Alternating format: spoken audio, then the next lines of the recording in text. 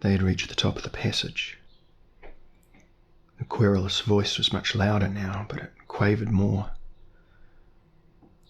They saw an archway, and beyond the archway, a lighted chamber.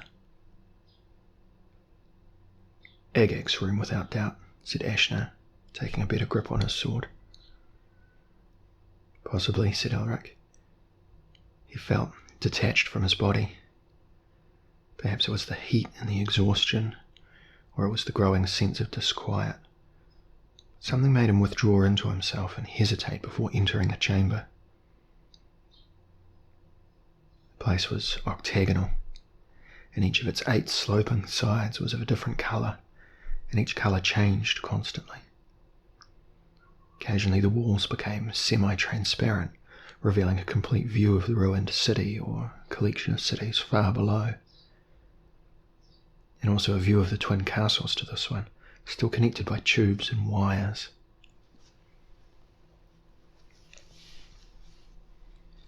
It was the large pool in the centre of the chamber which attracted their attention mostly. It seemed deep and was full of evil-smelling, viscous stuff. It bubbled. Shapes formed in it, grotesque and strange, beautiful and familiar. The shape seemed always upon the brink of taking permanent form before falling back into the stuff of the pool.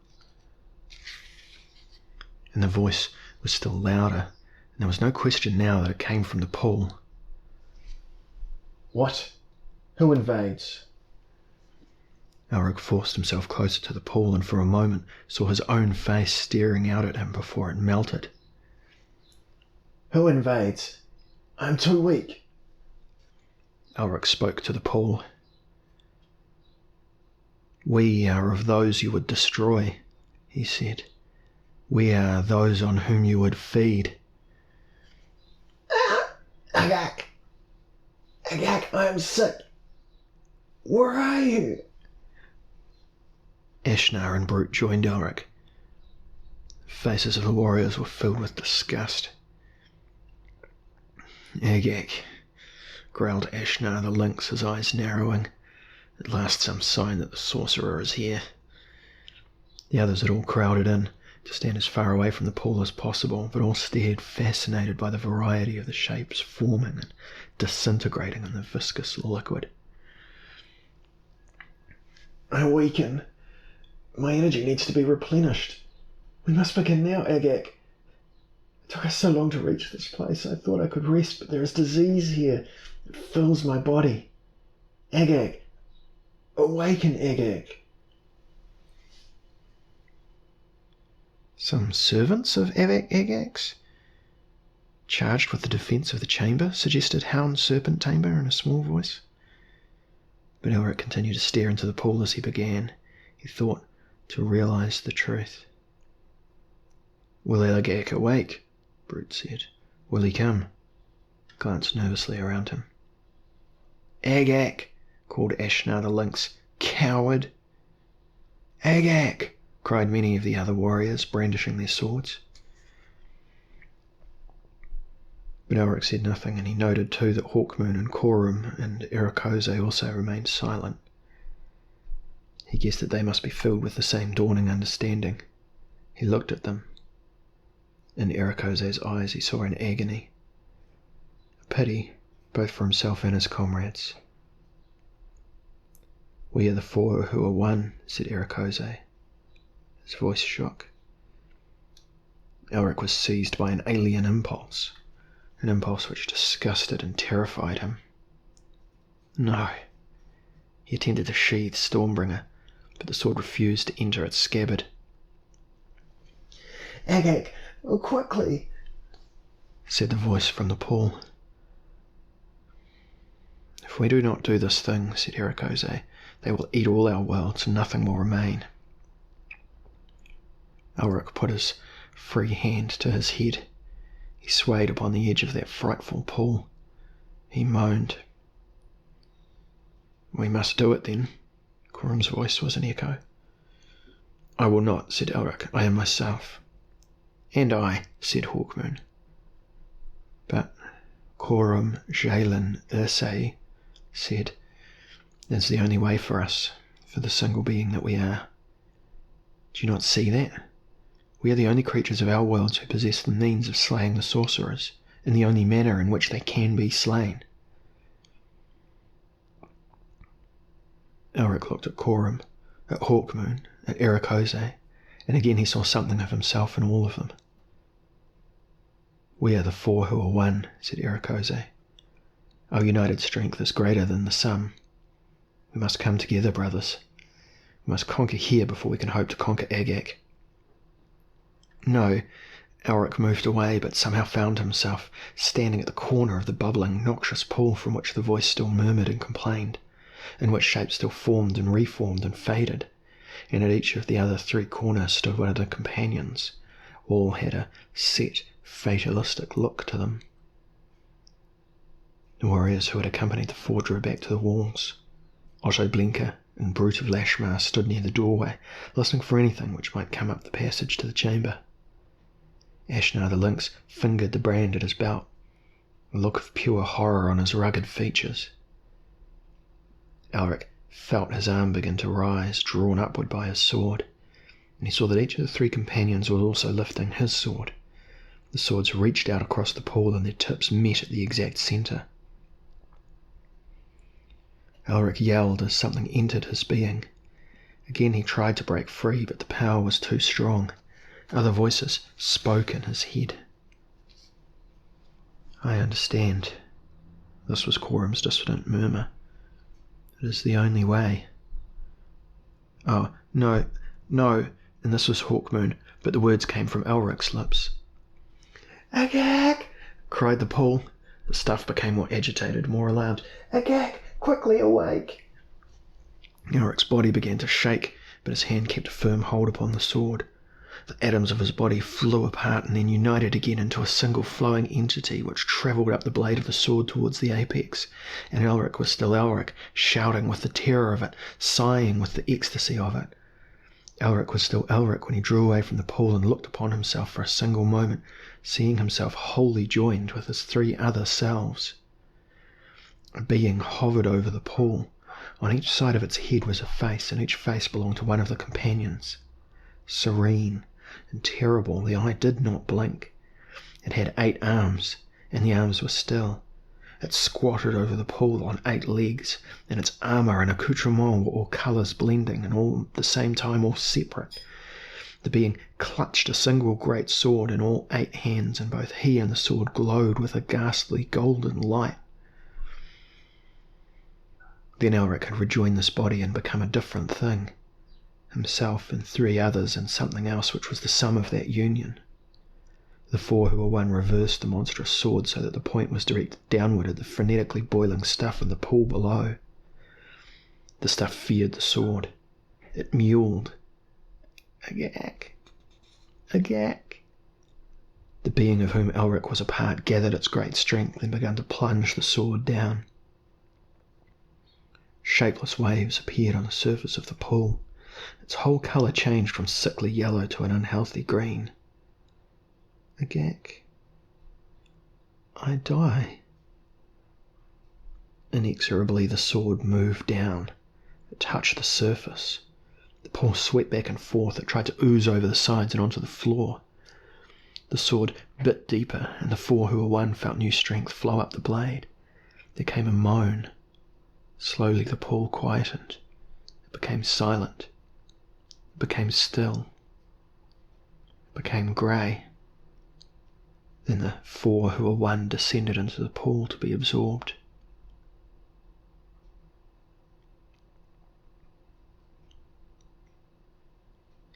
It could see clearly now. It tested its body. It controlled every limb, every function. It had triumphed. It had revitalized the pool. Through its single octagonal eye it looked in all directions at the same time over the wide ruins of the city, and then it focused all its attention upon its twin. Agak had awakened too late, and he was awakening at last, roused by the dying cries of his sister, Gagak, whose body the mortals had first invaded, and whose intelligence they had overwhelmed, whose eye they now used, and whose powers they would soon attempt to utilize. Agag did not need to turn his head to look upon the being he still saw as his sister. Like hers, his intelligence was contained within the huge 8-sided eye. "Did you call me sister?" "I spoke your name, that is all, brother." There were enough vestiges of Gagak's life force in the four who were one for it to imitate her manner of speaking. "You cried out." "A dream." The four paused, and then it spoke again. "A disease. I dreamed that there was something upon this island which made me unwell." "Is that possible? We do not know sufficient about these dimensions or the creatures inhabiting them, yet none is as powerful as Agag and Gagak. Fear not, sister." "It is nothing, now I am awake." Agag was puzzled. "You speak oddly." "The dream," answered the creature which had entered Gagak's body and destroyed her. "We must begin," said Agag. "The dimensions turn and the time has come." "Ha! Feel it. It waits for us to take it. So much rich energy. How we shall conquer when we go home." "I feel it," replied the four. And it did. It felt its whole universe, dimension upon dimension, swirling all about it. Stars and planets and moons, through plane upon plane, all full of the energy upon which Agag and Gagak had desired to feed. And there was enough of Gagak still within the four to make the four experience a deep anticipatory hunger which, now that the dimension had attained the right conjunction, would soon be satisfied. The four was tempted to join with Agag and feast, though it knew if it did so it would rob its own universe of every shred of energy. Stars would fade, worlds would die, even the lords of law and chaos would perish, for they were part of the same universe. And yet to possess such power, it might be worth committing such a tremendous crime. It controlled this desire and gathered itself for its attack before Agag became too wary. "Shall we feast, sister?" The four realized that the ship had brought it to the island at exactly the proper moment. Indeed, they had almost come too late. "Sister?" Agag was again puzzled. "What?" The four knew it must disconnect from Agag. The tubes and wires fell away from his body and were withdrawn into Gagak's. "What's this?" Agag's strange body trembled for a moment. "Sister?" The four prepared itself. For all that it had absorbed Gagak's memories and instincts, it was still not confident that it would be able to attack Agag in her chosen form. And since the sorceress had possessed the power to change her form, the four began to change, groaning greatly, experiencing dreadful pain, drawing all the materials of its stolen being together, so that what had appeared to be a building now became pulpy, unformed flesh. And Agag, stunned, looked on. "Sister, your sanity!" The building, the creature that was Gagak, threshed, melted and erupted. It screamed in agony. It attained its form. It laughed.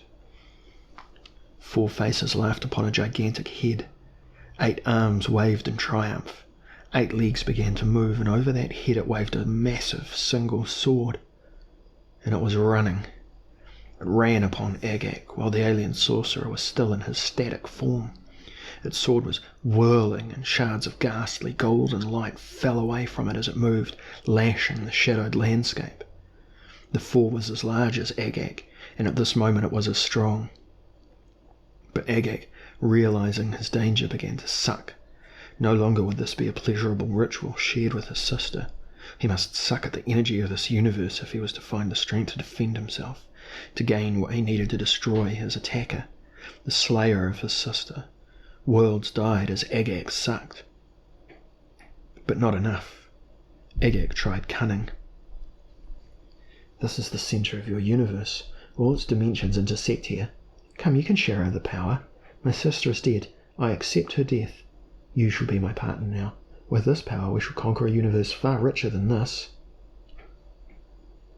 "No," said the four, still advancing. Very well, but be assured of your defeat. The four swung its sword.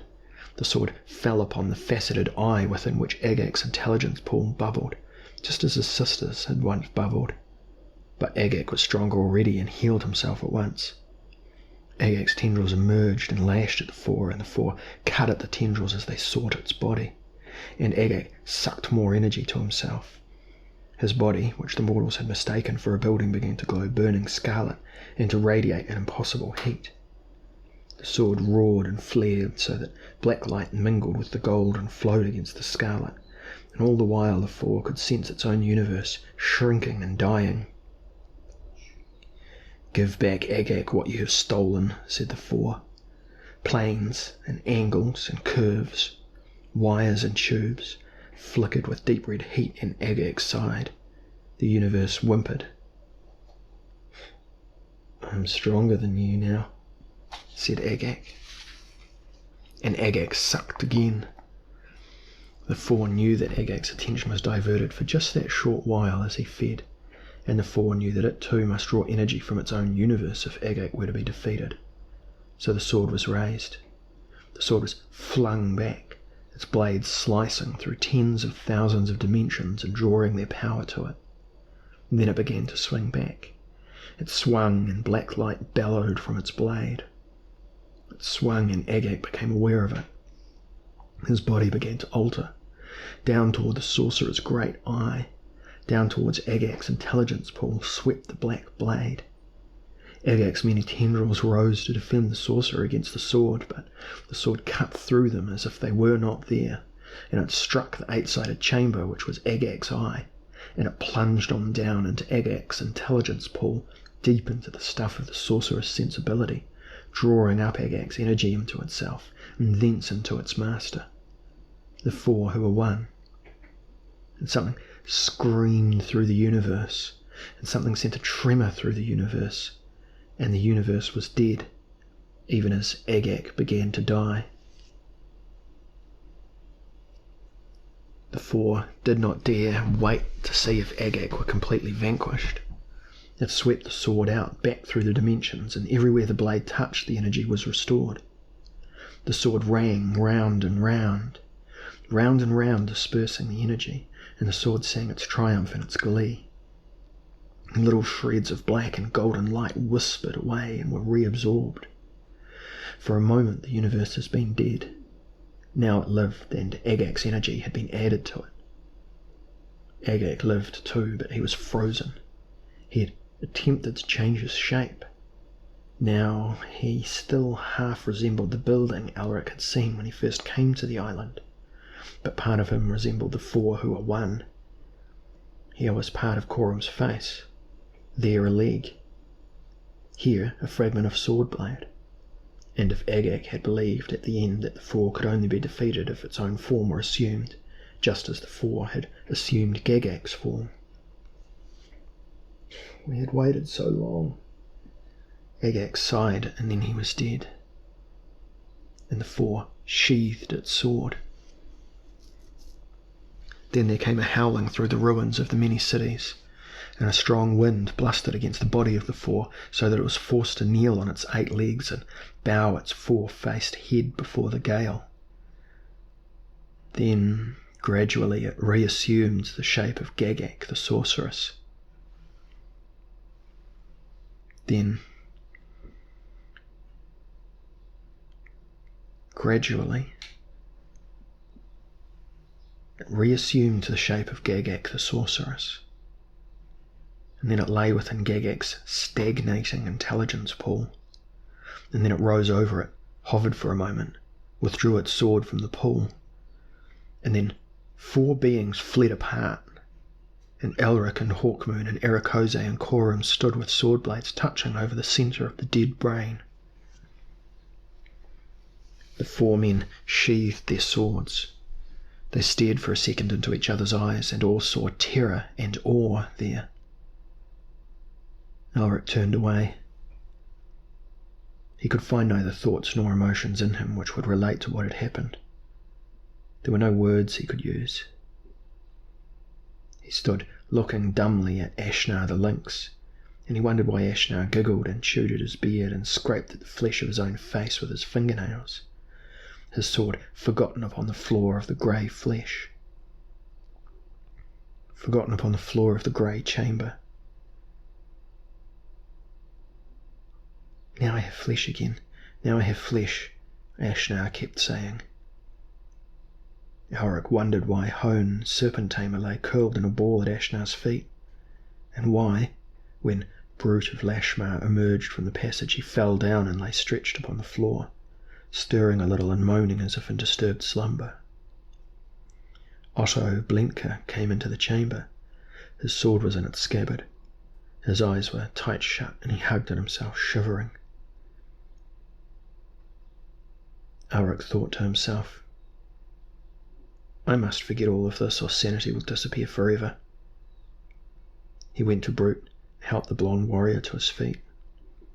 "What did you see?" "More than I deserved for all my sins. We were trapped in that skull."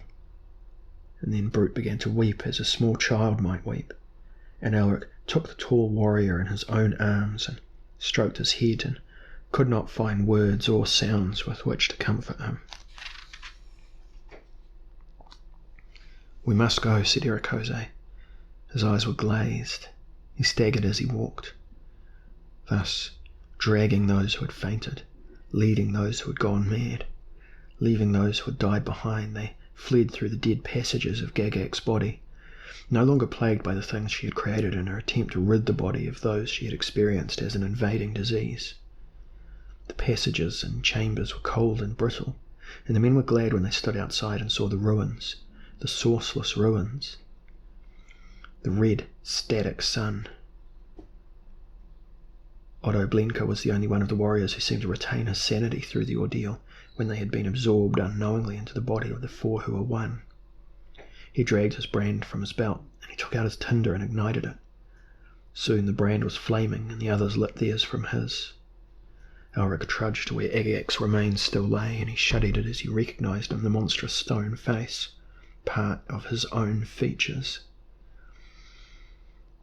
He felt that the stuff could not possibly burn, but it did. Behind him Gagak's body blazed too. They were swiftly consumed, and pillars of growling fire jutted into the sky, sending up a smoke of white and crimson which for a little while obscured the red disk of the sun. The men watched the corpses burn. "I wonder," said Coram, "if the captain knew why he sent us here." "Or if he suspected what would happen," said Hawkmoon. Hawkmoon's tone was near to resentful. Only that being could battle Agag and Gagak in anything resembling their own terms," said Ericose. "Other means would not have been successful. No other creature could have the particular qualities, the enormous power needed to slay such strange sorcerers." "So it seems," said Elric, and he would talk no more of it. "Hopefully," said Coram, "you will forget this experience as you forgot, or will forget, the other." Elric offered him a hard stare. "Hopefully, brother," he said. Ericose's chuckle was ironic.